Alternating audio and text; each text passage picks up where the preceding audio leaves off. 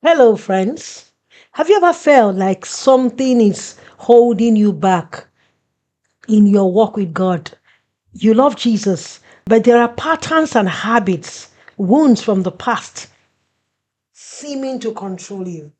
Yes, of course, you pray for forgiveness, yet you struggle continuously. Could it be that you're treating symptoms or you are dealing with the root? Today, let's talk about healing the heart that struggles to believe. Put it in one sentence: seeing God with an unbelieving eye. The problem with unbelief is what we should begin with. Unbelief has nothing to do with the head, it has something to do with the heart. So when you say, I believe, you're not talking about what you're doing, an exercise you're doing with your mind, with your head. You're talking about an exercise that you're doing with your heart.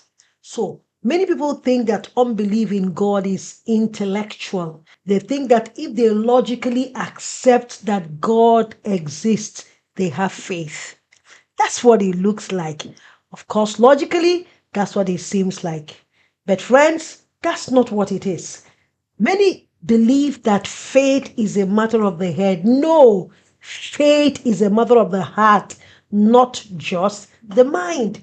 Romans chapter 10 verse 10 says, with the heart, man believes with the heart, not with the mind, with the heart. So there are many people, especially Christians, who struggle with hidden unbelief.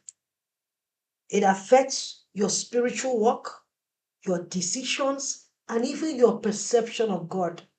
It affects your ability to build healthy relationship with others, walk in your God-given purpose, as well as live in peace and freedom that Christ has already made available to you.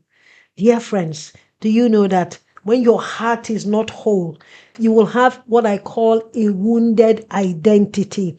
A wounded identity is that place where you're picking your identity from maybe possession, people, places, everything. You live on a borrowed identity. You really not establish your identity because there is a hidden unbelief that is affecting your life. In this program, we're going to explore what it looks like.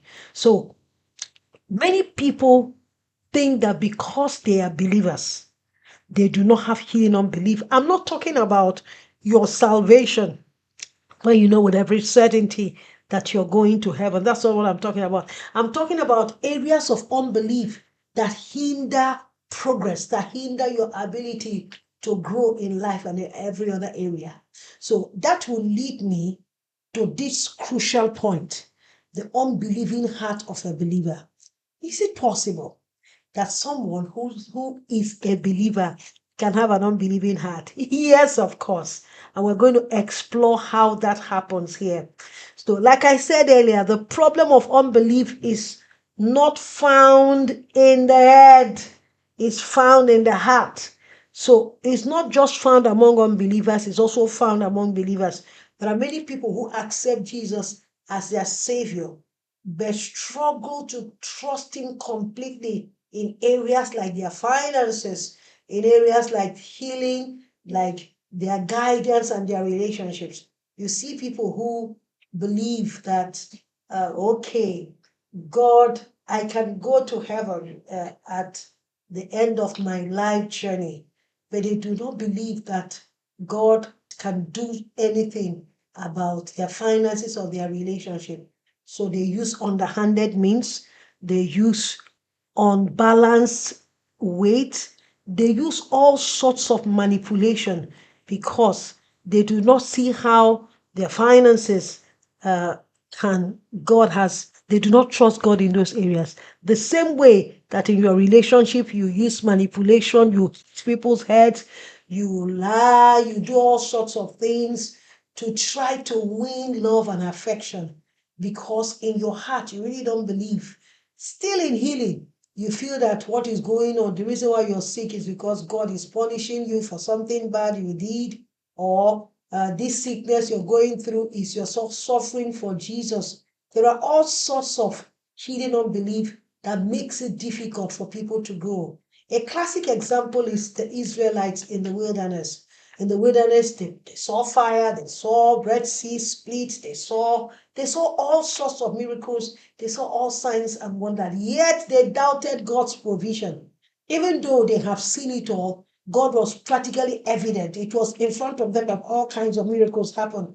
And many of us believe that because you have experienced miracles, therefore you really, really believe. There are people who have experienced miracles who do not even know the Lord. They don't know Jesus. You see, even in the Bible, that a man was healed by Jesus and he didn't know who he was, who the person that healed him. And they were asking him, who is the person? He's not aware. Once there is a hidden unbelief in your heart, it's a kind of hindrance and it brings about some kind of woundedness. Another classic example is when Hebrews chapter 3 verse 19 said that unbelief prevented them from entering the promised land. Let's look at how this affects you in everyday life. Everyday life. You come into a public office and you believe that if I don't do anything about stealing from here, I have to help myself with everybody's money. If I don't do that, I'll be poor all my life. So what is put under your custody for common good, you trespass on them and use them for your for personal advancement. And you say, we're trying to bring freedom to the people. Yes, because you have very serious unbelief in your heart that came from experiences you have had, that you experienced lack at the beginning of your life, and that injured your life. Suffices to say at this particular point in time that what happens is that when something has twisted your heart, when your heart has been twisted either by someone's decision, by someone's indecision, or by even your own decision or indecision, if those things has twisted your heart is now influenced by something. Based on that influence, your leg will take an action.